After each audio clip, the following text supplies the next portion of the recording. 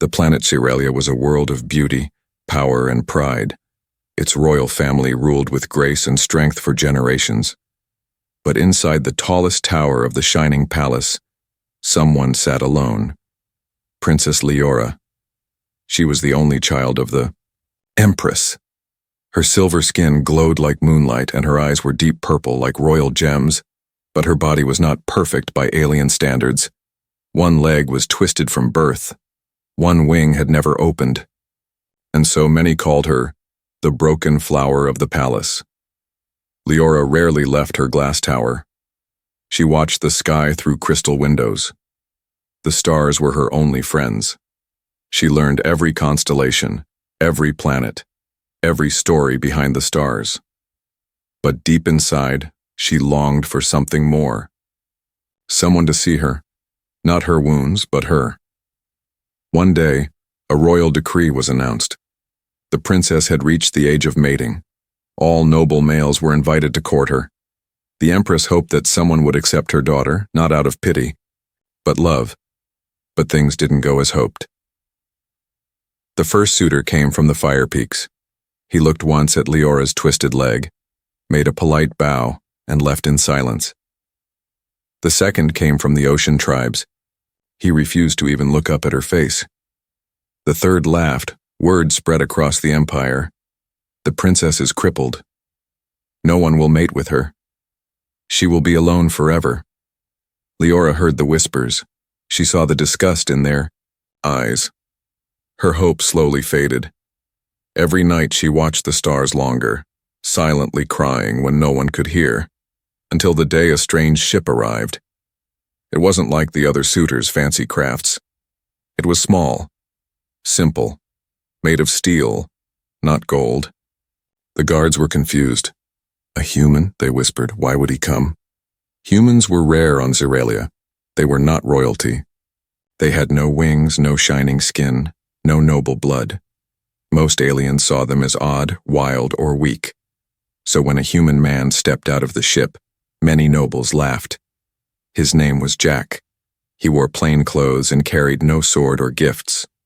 The guards asked if he was lost. Jack smiled and said, "No, I heard the princess likes stars, so I came to meet her." The court allowed him in, but only to mock him. Leora heard someone was coming. She expected another suitor to look at her leg and run. She prepared her face, no emotion, no hope, just silence. Then the door opened. Jack stepped in. His eyes were soft, curious, not shocked or cruel. He looked at her, not at her leg, not at her wing, but into her eyes. "Hello," he said. "I brought you something." She blinked. "What is it?" He held out a small object, a round glass, ball filled with tiny glowing lights. "This is a model of the Milky Way," he said. "Your favorite, right?" She stared at it, then at him. Her voice was quiet. "Why are you really here?" He shrugged. "I saw your message." "What message?" she asked, confused. He pointed to the sky through her window. "Your telescope sends out a signal. I was passing by an orbit. I heard it. It said, 'Help me.'" Leora froze.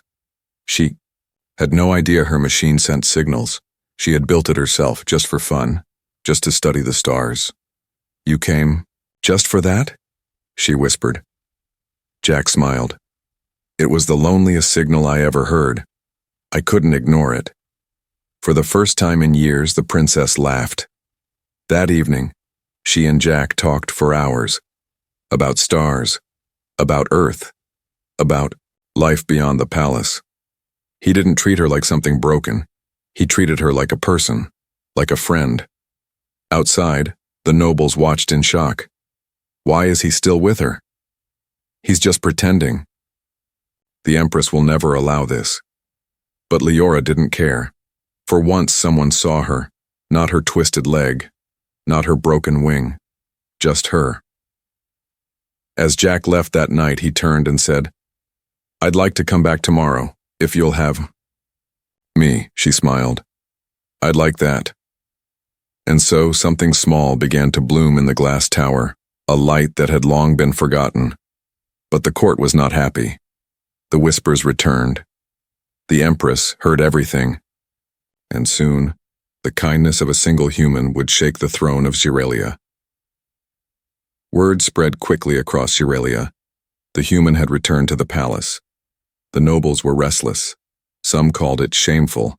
Others whispered it was a joke. Why would a low-born creature like a human visit our princess again? They scoffed. Did he not see her crippled leg? Her useless wing? But Jack didn't care. He returned the next morning with the same simple clothes and the same quiet smile. Guards moved aside as he walked through the grand halls of crystal and gold, stepping past high-ranking warriors, wealthy suitors, and proud alien sons who had once looked at Leora and turned away. He brought no flowers, no glowing gems, no scroll of family honor, only a blanket, a hand-woven, soft blanket covered in little stars. She always looks cold, Jack had said to himself. The tower must be lonely. When he stepped into her chamber again, Princess Leora sat near the window, her eyes full of surprise. She had not expected him to come back. Jack bowed, just a little. You said your favorite constellation was the broken flame, he said. So I stitched it here. He placed the blanket over her lap. She touched it carefully. Her fingers brushed the tiny stars stitched into the cloth. She smiled. Not politely, but truly. It's beautiful, she whispered. Jack grinned. So are you. She looked away, face flushing violet. They talked for hours again about Earth's strange food, Zeralia's twin moons, and stories from both their worlds. Jack never asked about her leg. He never mentioned her wing. Instead, he laughed when she told him her dream of flying through a nebula, and he said, "We'll find you a ship that lets you." But outside the chamber, eyes were watching. Lord Geron, a tall noble with red armor and scales down his neck, had once been chosen by the Empress as a possible mate for the princess. He had refused, calling her damaged goods. Now, he burned with jealousy. How dare a human stand where I once stood? He hissed. This is a royal insult.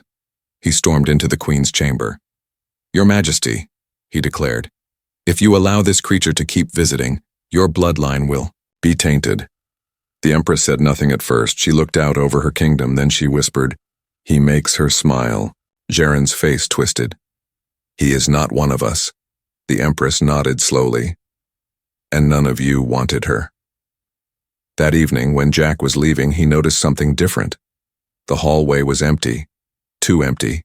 Then out of nowhere, two palace guards blocked his path. You are not welcome anymore, one said coldly. The nobles demand it. Jack didn't fight. He looked toward the tower. Will you tell her? No, the guard said. She doesn't need to know.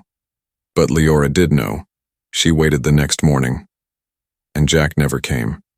She waited the next evening. And he still didn't return. Her heart ached. Had he lied? Had he grown tired of her too?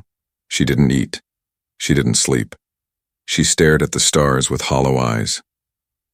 But that night, something strange happened.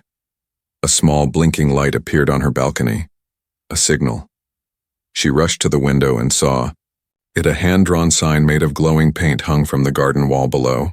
I still see you. Leora gasped, then smiled through tears. The next day, she left her tower. For the first time in years, she limped through the hallways, clutching the railing, one painful step at a time. Nobles stared. Servants whispered.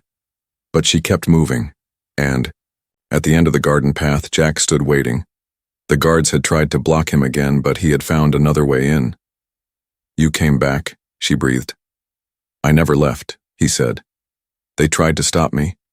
But I meant what I said. I like talking to you. And if I'm not allowed in, maybe you can come out. She laughed again, light and soft, like wind through leaves. But high above them, Lord Geron stood watching, fists clenched, eyes filled with fury. He would not allow this human to shame the royal court again. Plans were already forming in his mind. Princess Leora had not smiled like this since she was a child. Every day now, she waited for Jack. Sometimes he brought books from Earth, sometimes little machines that made strange sounds, and sometimes he brought nothing but stories. He spoke with warmth, with kindness, and most importantly, without pity. No one else in her life had ever done that. In the glass garden behind the palace, they often sat near the glowing trees, away from the watching eyes of the court. Jack would lie back on the grass, hands behind his head, and point out stars. Leora listened, always hiding her twisted leg under her long dress, but Jack never even glanced at it. One afternoon he said, "You know, you don't need to hide that." She froze. "I'm not hiding anything," she replied quietly. Jack smiled, gently. "Okay. But if you ever want to walk without hiding, I'll still think you're just as amazing." Her lips parted slightly. For a moment, she forgot her shame. That night, she stood before her mirror. Slowly, she lifted the hem of her dress and looked at her leg. For the first time in years, she didn't cry.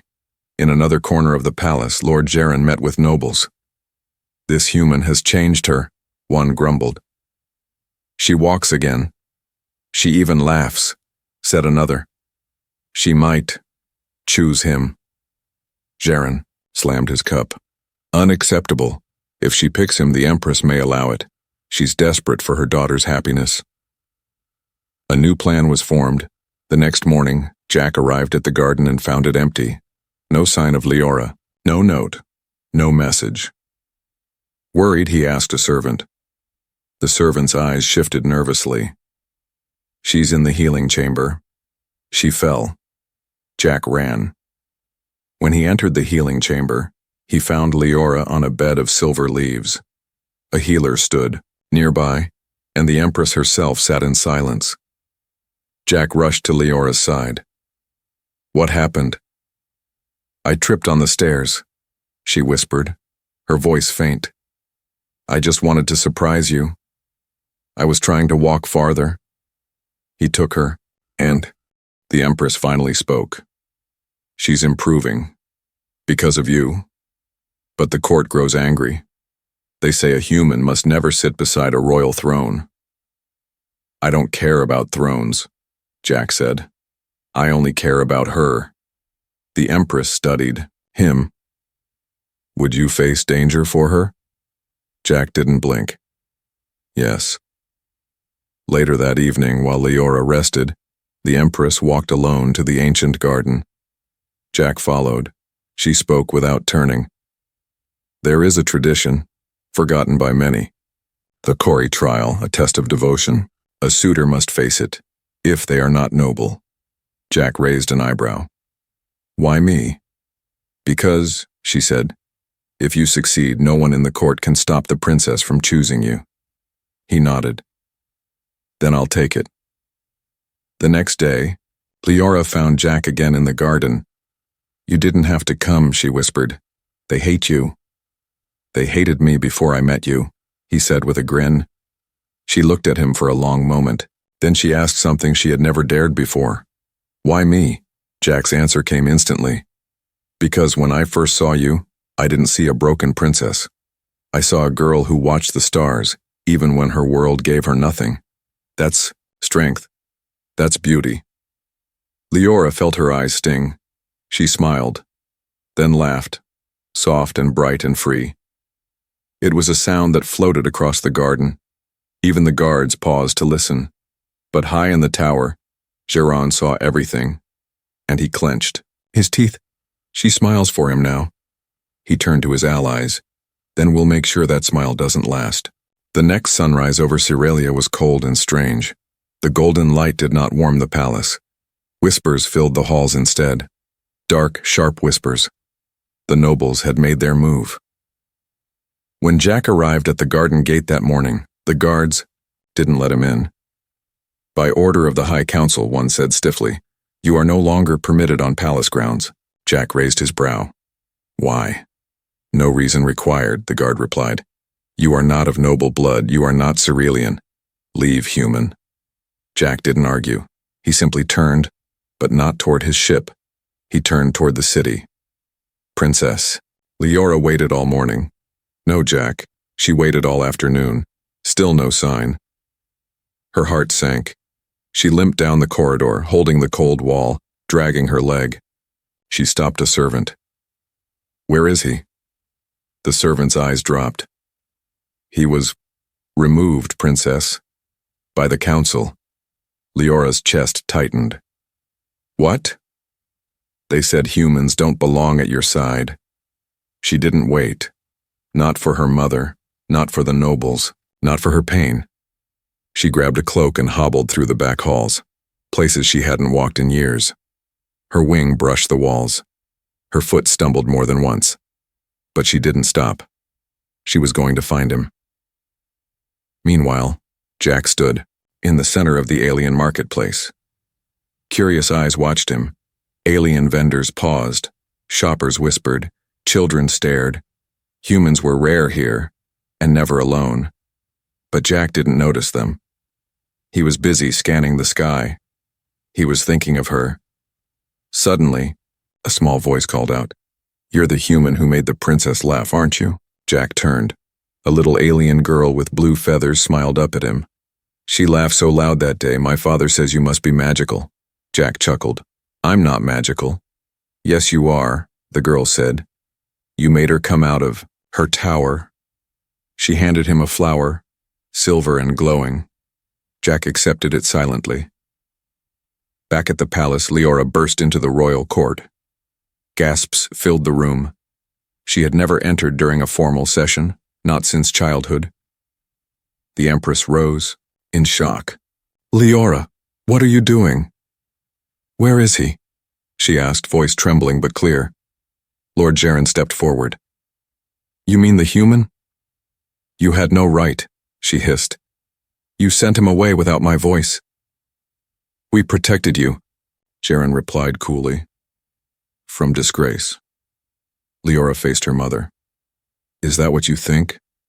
That I need protecting from someone who treated me like a person?" The Empress looked torn.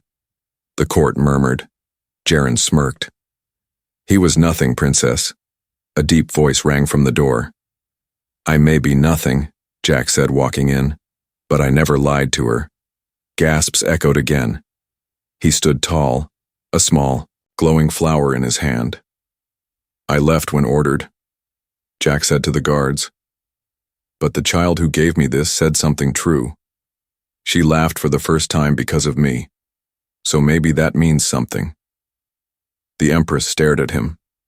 Then, slowly sat back down. Jaren, red with rage, shouted, "He must face a trial! He must prove his worth."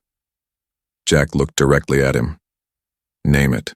The Empress raised her hand. The room went silent. "Very well," she said. "Let the ancient trial of Kore begin. If Jack passes, no voice in this court may deny his place beside my daughter." The nobles gasped. Even Jaren stepped back. The Kore trial was known to be impossible. That night, Leora found Jack in the old garden. "You shouldn't have come back," she whispered. He shrugged. "You smiled." "That's enough reason to fight," tears welled in her eyes. "I'm not worth all this," she said. He stepped closer. "Leora, you are worth more than all of this." And for the first time ever, she believed it. The palace halls were quiet, not with peace, but with tension. Everyone had heard. The human would face the Kore trial, a test so ancient and dangerous that many believed it was only legend. No one had passed it in over 300 years. It was meant to prove devotion, strength, and truth of heart. Most who entered it never returned. Princess Leora sat alone in the moon garden, the blanket Jack had given her wrapped around her shoulders. She didn't speak. She didn't cry. She just watched the stars, unsure whether to pray, scream, or run.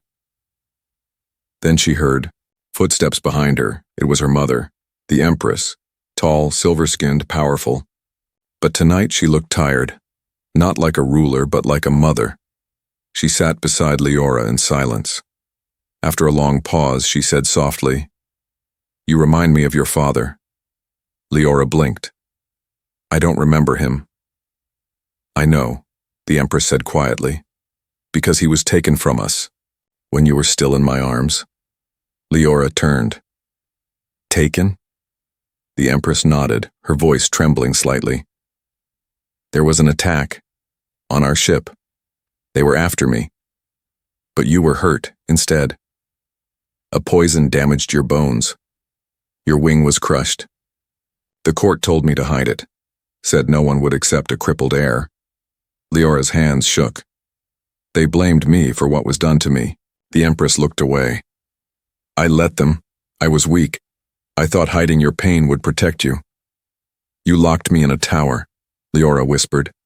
The Empress closed her eyes. Yes, I did. Leora stood up slowly, using her cane. He's the only one who saw me and didn't look away. And now you've sent him into something that could kill him. I gave him a chance, the Empress said, standing. Because he asked for it. Meanwhile, deep inside the palace, Jack stood, before the trial gate. He wore no armor, no weapon, just his plain clothes and the glowing starflower in his hand. 2 silent monks opened the stone door. A wind blew out, cold and dark. The chamber ahead was made of living crystal and shifting light.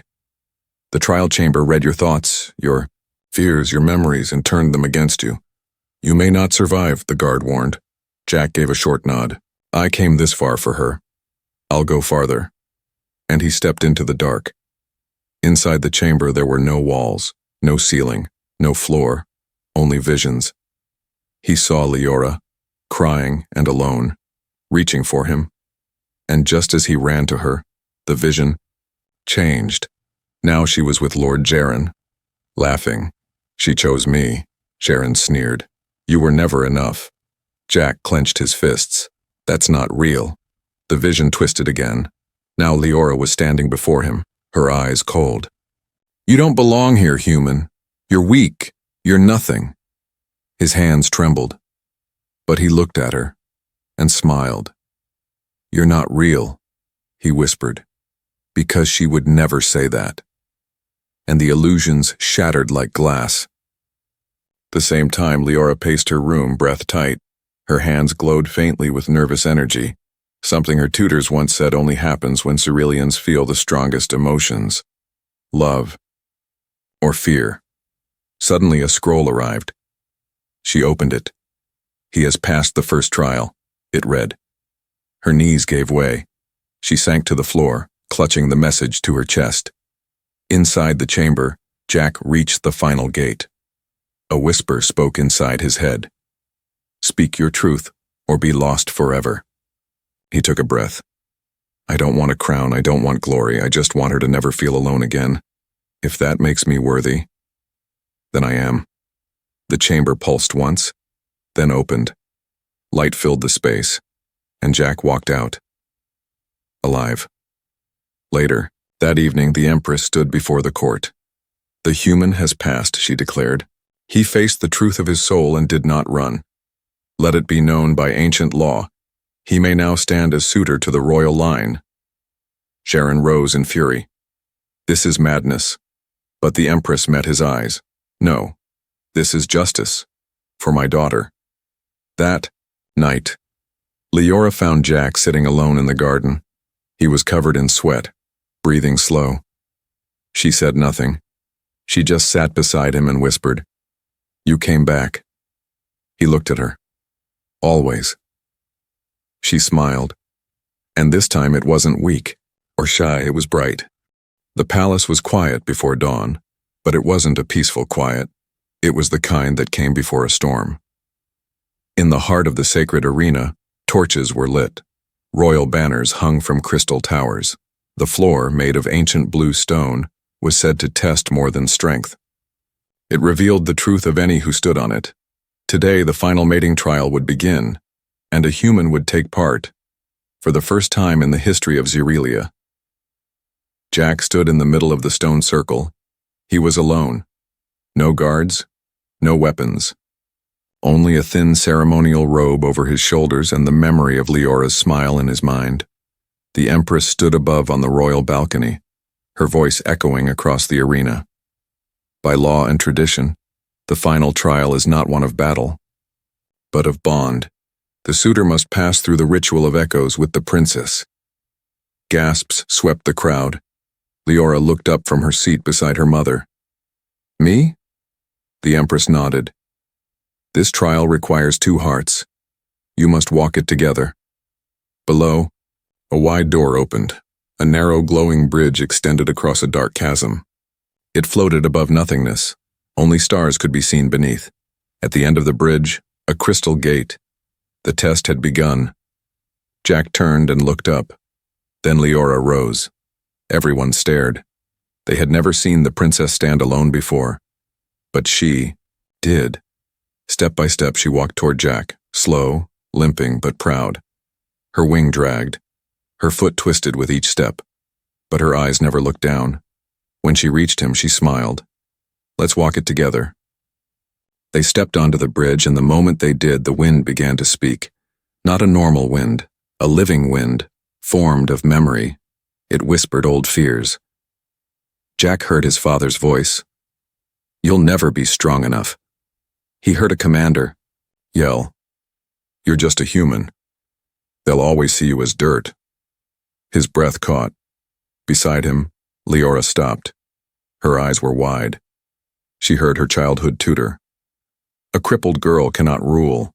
She heard Jaren sneering, You'll die alone in that tower. She squeezed Jack's hand. He held her tighter. We keep walking, he said.